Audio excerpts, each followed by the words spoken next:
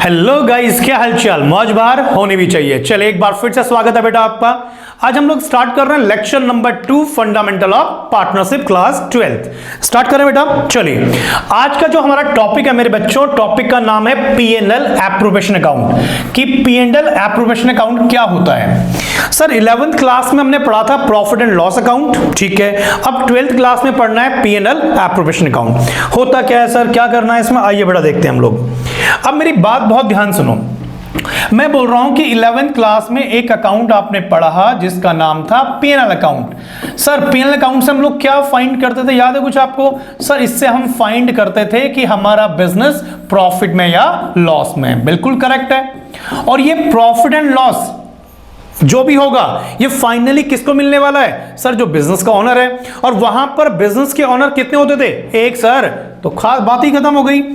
तो वहां पर सोल प्रोप्राइटर था, तो जो भी प्रॉफिट होगा वो किसको डिस्ट्रीब्यूट हो जाएगा? जो बिजनेस का ओनर होगा बेटा। और वो कौन होता था? एक सिंगल बंदा होता है, ठीक है। तो इसलिए 11th क्लास में डिस्ट्रीब्यूशन का मुद्दा था ही नहीं बेटा। लेकिन अब हम लोग आगे 12th क्लास में और हम अकाउंटिंग कर रहे हैं पार्टनरशिप फर्म की।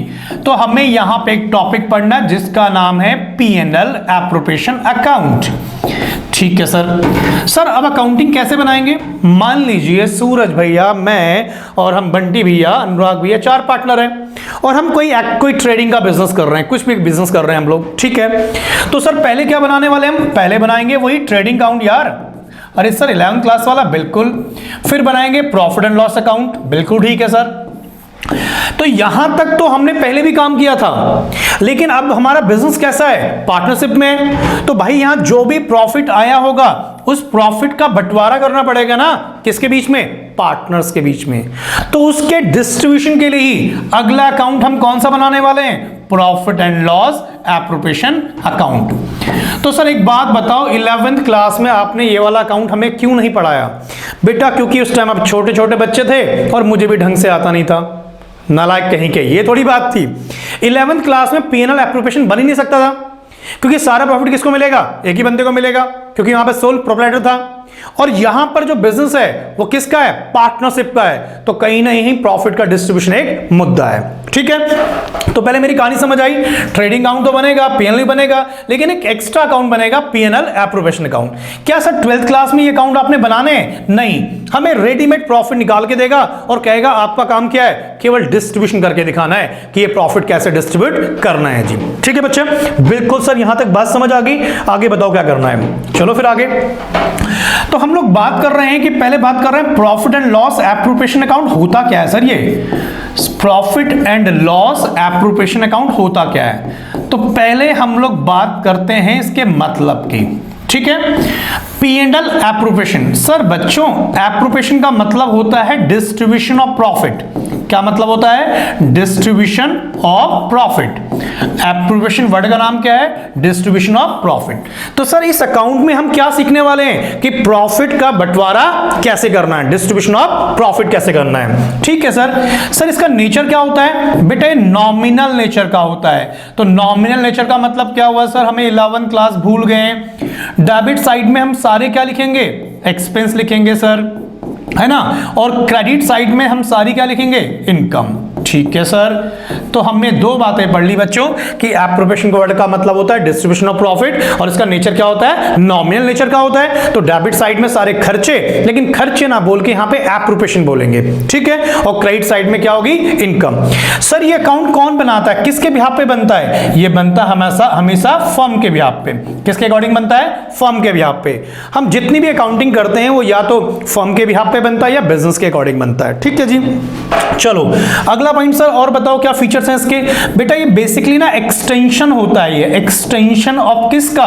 प्रॉफिट एंड लॉस अकाउंट का। तो 4 बातें हमने पढ़ ली कि सर ये प्रॉफिट लॉस एप्रोप्रिएशन जो है ना, ये एक्सटेंशन ऑफ पी&एल है। पी&एल बनाने के बाद उसका बंटवारा कैसे करना है प्रॉफिट का? तो ये किसका एक्सटेंशन हो गया? पी&एल का तो एक्सटेंशन हो गया, नेक्स्ट पार्ट हो गया। दूसरा, इस अकाउंट का मतलब क्या है? Distribution of profit. इसका नेचर क्या है? नॉमिनल। और ये किसके अकॉर्डिंग बनता है? फर्म के अकॉर्डिंग। तो आई होप ये 4 बातें पहले आपको समझ आ गई होंगी, ठीक है। तो जल्दी से एक बार इसे रीड कर लेते हैं और फिर हम लोग आगे चलते हैं। बेटा यहाँ 12th क्लास है, तो जो भी चीज हम लोग पढ़ रहे हैं एक बार उसकी थ्योरी पढ़ना बहुत जरूरी है बच्चों। आपको पता होना चाहिए। चलिए, तो हम लोग जो वर्ड पढ़ रहे हैं, वर्ड जो आज पढ़ रहे हैं वो पढ़ रहे हैं हम डिस्ट्रीब्यूशन ऑफ, बोलो बोलो, डिस्ट्रीब्यूशन ऑफ प्रॉफिट अमंग्स किसके बीच में, पार्टनर्स के बीच में। तो इस प्रॉफिट का बंटवारा कैसे करना है ये हमारा मुद्दा है। ठीक है बेटा, कहता है in case of sole proprietor, जितनी बातें मैंने बोली सारी बातें पढ़ रहे हैं हम एक बार। नेट प्रॉफिट और नेट लॉस क्या होता है, profit and loss account is transfer to his capital account. ठीक है, बट इन केस क्या होता है, in case of partnership firm it is the usual practice to transfer the net profit as per profit loss account to कहां पर, newly open account, name क्या है, profit and loss appropriation account. तो sole proprietors में क्या होता था, जो भी प्रॉफिट कमाते थे एक ही बंदा मालिक था और उसके कैपिटल अकाउंट में ट्रांसफर कर दिया करते थे। लेकिन जब हम 12th क्लास में पढ़ रहे हैं, पार्टनरशिप अकाउंटिंग पढ़ रहे हैं, तो यहां जो भी प्रॉफिट होगा वो एक कहां पे ट्रांसफर होगा, न्यू अकाउंट में, और उस अकाउंट का नाम क्या मेरे बच्चों, P&L एप्रोप्रिएशन अकाउंट है जी। ठीक है, the profit distribute among the क्या, partners as per provision of the partnership deed. अब जो हमने प्रॉफिट कमा लिया, मैंने, अनुराग भैया ने, बंटी भैया ने और हमारे सूरज भैया ने, अब जो हमने प्रॉफिट कमाया है उसका डिस्ट्रीब्यूशन कैसे करना है, तो याद है हमने क्या बनाई होगी, पार्टनरशिप एग्रीमेंट डीड बनाई होगी। उस डीड में क्या क्या लिखा था कि भाई जो काम करेगा उसे सैलरी मिलेगी, जो कैपिटल लगाएगा उसे इंटरेस्ट मिलेगा, जो फर्म के लिए स्पेशल ट्रांजैक्शन करेगा उसे कमीशन मिलेगा। ठीक है, तो उस प्रॉफिट का बंटवारा कैसे करना है जी, डीड के according, that is interest on capital कितना मिलेगा, इंटरेस्ट ऑन ड्राइंग्स कितना चार्ज करेंगे, सैलरी टू पार्टनर कितना होगा, commission to partners are shown in the end thereafter profit is distributed among the partners in the agreed ratio। ठीक है, आगे बढ़ेंगे। अगर पार्टनरशिप डीड आपने नहीं बनाई है तो प्रॉफिट को हम कैसे डिस्ट्रीब्यूट करते हैं, इक्वली डिस्ट्रीब्यूट करते हैं। तो अगर आपने डीड नहीं बनाई है तो प्रॉफिट को अकॉर्डिंग टू पार्टनरशिप एक्ट के हिसाब से, और एक्ट कहता है प्रॉफिट कैसे बांट लो, इक्वली बांट लो। तो ये मैंने आपको नॉर्मल सी बातें बताई है भाई अभी, कि P&L एप्रोप्रिएशन अकाउंट बेसिकली है क्या। ठीक है, कि हम लोग पहले क्या करते थे, P&L बना के प्रॉफिट को ट्रांसफर करते थे किसमें, कैपिटल अकाउंट में, एक सिंगल ओनर था बेटा। लेकिन अब हम लोग क्या करेंगे, P&L का प्रॉफिट एक नए अकाउंट में जाएगा, उसका नाम क्या है, P&L एप्रोप्रिएशन अकाउंट। ठीक है सर, अब थोड़ा सा हम पढ़ लेते हैं फीचर्स के बारे में कि P&L एप्रोप्रिएशन के क्या क्या फीचर्स है सर, जो मैंने पीछे लिखवाए थे। It is a nominal account, तो नॉमिनल का मतलब क्या है, डेबिट साइड में सारे खर्चे, क्रेडिट साइड में सारी income. It is an extension of profit and loss account, समझ आ गया होगा, appropriation of profit among the partners. It is prepared by partnership firms, बता चुका हूं। It disclose the appropriation of accounting profit among partners of the firm. ठीक है, और last point, the entries shown in the profit loss appropriation account are either based on, जो भी entry P&L appropriation में आप लिखेंगे वो किसके अकॉर्डिंग ट्रांसफर होगी, अकॉर्डिंग टू पार्टनरशिप डीड, और अगर डीड नहीं है तो अकॉर्डिंग टू पार्टनरशिप एक्ट। तो ये थ्योरी वाला पार्ट हमने खत्म कर लिया सर बहुत हो गया। अब सीधा आओ प्रैक्टिकली जी, बनता कैसे है। चलिए बच्चे आगे बढ़ते हैं हम लोग अब। ठीक है, अब हम बात करते हैं मेरे बच्चों कि P&L एप्रोप्रिएशन अकाउंट सर बनता कैसे, ये बताओ ना। चलो जी, तो हम फॉर्मेट की चर्चा करेंगे बेटा और फिर आगे बढ़ते हैं। देखो थोड़ा सा समझते हैं हो क्या रहा है। मैंने कहा मान लीजिए 3 पार्टनर है XYZ। ठीक है, अब मेरी बात बहुत ध्यान सुनो, ये काम की बात है। हम कोई बिजनेस कर रहे हैं और हमें 1 लाख रुपए का प्रॉफिट हो गया। अब नॉर्मली बच्चों को लगता है 1 लाख रुपए का प्रॉफिट हो गया तो ठीक है सर, 3 पार्टनर्स हैं, इनको आपस में बांट लो। ठीक है सर, बांट लो आपस में। लेकिन मेरी बात बहुत ध्यान सुनो, केवल प्रॉफिट को डिस्ट्रीब्यूशन करने से पहले बहुत सारी चीजें होती है। अब हो सकता है पहला मुद्दा, कुछ पार्टनर्स ने क्या लगाई होगी, कैपिटल, तो कैपिटल पे क्या देना पड़ेगा, इंटरेस्ट ऑन कैपिटल। कुछ पार्टनर फर्म में क्या कर रहे हैं, वर्किंग होंगे, कुछ नॉन वर्किंग होंगे, तो जो वर्किंग होंगे उन्हें क्या मिलेगी, सैलरी। कुछ पार्टनर्स फर्म के लिए क्या करते हैं, कुछ स्पेशल ट्रांजैक्शन करते हैं। स्पेशल का मतलब होता है मेरे बच्चे, वो फर्म के लिए कोई कॉन्ट्रैक्ट लेके आते हैं, फर्म के यहाँ पे कोई सेल करवाते हैं, तो उसके लिए क्या मिलती है, कमीशन। और कुछ पार्टनर ने फर्म से क्या किया, पर्सनल यूज के लिए ड्राइंग किया है, तो फर्म क्या चार्ज करेगी, इंटरेस्ट ऑन ड्राइंग्स। तो और कुछ पार्ट प्रॉफिट हम क्या करते हैं, फ्यूचर के लिए बचा के भी रख सकते हैं। तो फाइनली जो बैलेंस आएगा वो हमारा प्रॉफिट बचेगा और उसको हम डिस्ट्रीब्यूट करेंगे। तो 1 लाख रुपए जो आया था वो सीधा डिस्ट्रीब्यूट नहीं करना, पहले इतनी सारी बातें हमें कंसीडर करनी पड़ेंगी और देन हम प्रॉफिट को डिस्ट्रीब्यूट करेंगे। ठीक है सर, बात समझ आ गई। तो सर फॉर्मेट बताओ ना, फॉर्मेट बट बता रहा हूं बच्चे, जल्दीबाजी नहीं करनी है, पहले बता रहा हूं जी 11th क्लास नहीं है 12th क्लास है। चलो अब हम लोग बात कर रहे हैं फॉर्मेट कैसे बनता है जी। हम लोग बात कर रहे हैं प्रॉफिट, आप कोशिश करें मेरे साथ साथ भी लिख सकते हैं, profit and loss appropriation account. तो हमने बहुत थ्योरी पढ़ ली, फाइनली हम बात कर रहे हैं अकाउंट बनता कैसे है। ठीक है, तो हम बना रहे हैं profit and loss appropriation account sir, बिल्कुल ठीक है जी। अब बताओ मैंने क्या क्या बातें बताई थी इसके फीचर्स में, जितनी बातें बताई थी सब चीजें देखो। ठीक है सर, यहाँ डेबिट आएगा, यहाँ पे क्रेडिट आएगा, ये बात तो अब बचपन से पढ़ते आ रहे हो, जब छोटे छोटे बच्चे थे। ये पर्टिकुलर्स, ये अमाउंट, ये सजावट थोड़ा सा मैं कम किया करूंगा तो आप समझ जाना कि फॉर्मेट क्या है। ठीक है बेटा, अब पीएनएल एप्रोप्रिएशन अकाउंट कब का बना रहे हैं, यहाँ पे लिखना पड़ता है फॉर द ईयर एंडेड 31 मार्च 31 दिसंबर जो भी होगा, वैसे नॉर्मली 31 मार्च होता है। सबसे पहले आपने क्या बनाया, पीएनएल अकाउंट, याद करो। और पीएनएल अकाउंट से क्या आया, नेट प्रॉफिट आया। तो ये नेट प्रॉफिट यहां पर आया है, तो ये नेट प्रॉफिट कहां जाएगा सर, ये पीएनएल एप्रोप्रिएशन के क्रेडिट साइड में आएगा। और किस नाम से आएगा, कौन से अकाउंट से आ रहा है, पीएनएल अकाउंट से। क्या आ रहा है, नेट प्रॉफिट। तो सबसे पहले हमें क्रेडिट साइड में क्या लिखनी है, सारी इनकम लिखनी है। सर अगर नेट लॉस आता है तो कोई बात नहीं, यहां देखो आप क्या लिखते थे, नेट लॉस।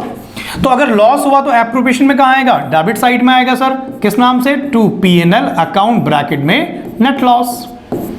ठीक है सर, अच्छा बोलो, प्रॉफिट से स्टार्ट करो सर। अब ये जो नेट प्रॉफिट आ गया, इस नेट प्रॉफिट का हमें डिस्ट्रीब्यूशन करना है। तो हमने डीड में देखा, डीड में लिखा था भाई इंटरेस्ट ऑन कैपिटल देना है।